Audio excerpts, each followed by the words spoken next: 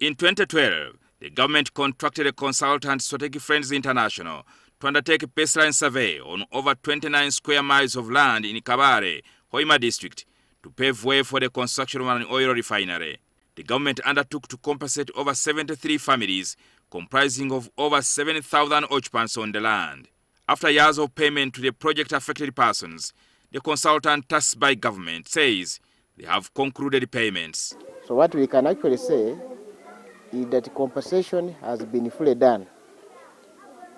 All the facilities that were supposed to be relocated have been relocated and are now into use. However, Dr. Wambaka says a few people are yet to collect the funds due to them, but the relevant files have been closed after they failed to turn up. I think we have only around 18 people whose total value is 5 million shillings, and these 18 people are nowhere to be seen. After acquiring the 29 square miles of land in 2018, government contracted CBC Engineering Company to construct the airport to receive the oil refinery equipment.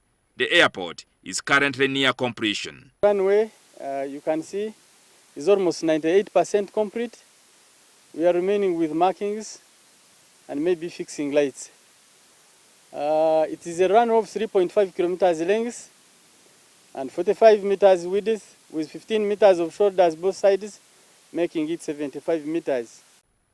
Initially known as Kabaale International Airport, it has since been renamed Kabalega International Airport in honor the Omukama Kabalega of Bunyoro Kingdom.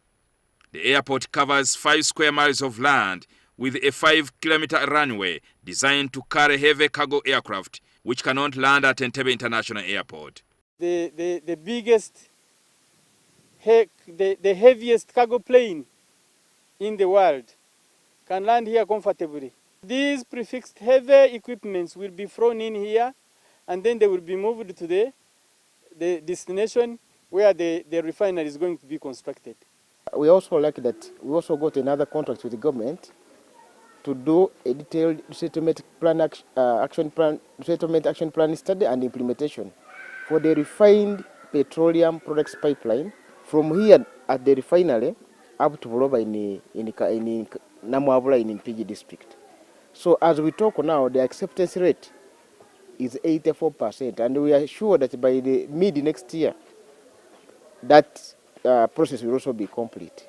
The development of this airport in this area has increased opportunities for the local communities, and a number of infrastructure projects like roads have been constructed by government. But we have also touched the lives of the communities, the population that is affected by the project. 3 schools have been renovated and equipped with scholastic materials, including a computer laboratory. When we came, it was difficult to get the skills around that we wanted. But we have managed to skill young boys and girls within this area.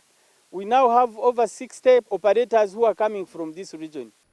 Initially, this church was a grass-thatched hut. When it was relocated, the government constructed a modern structure in a sub-parish under Monteme Parish in Hoima Catholic Diocese. We used to pray under the grass-thatched house, but now you can see the building which we cannot afford by ourselves.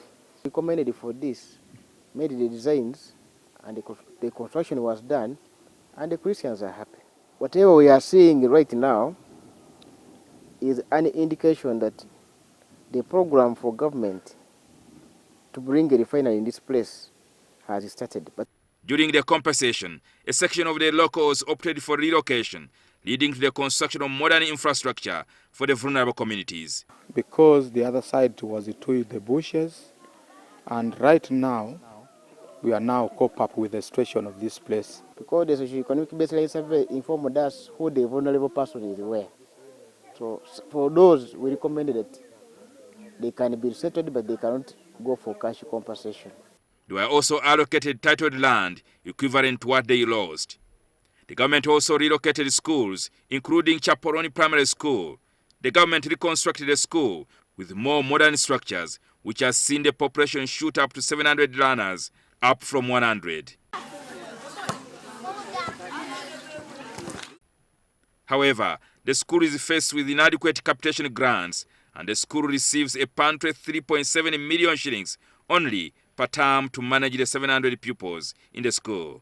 This essentially translates into 50 Uganda shillings per child per term. Automatically, that's what government gives us, and we cannot bargain. A small school there was no government teachers.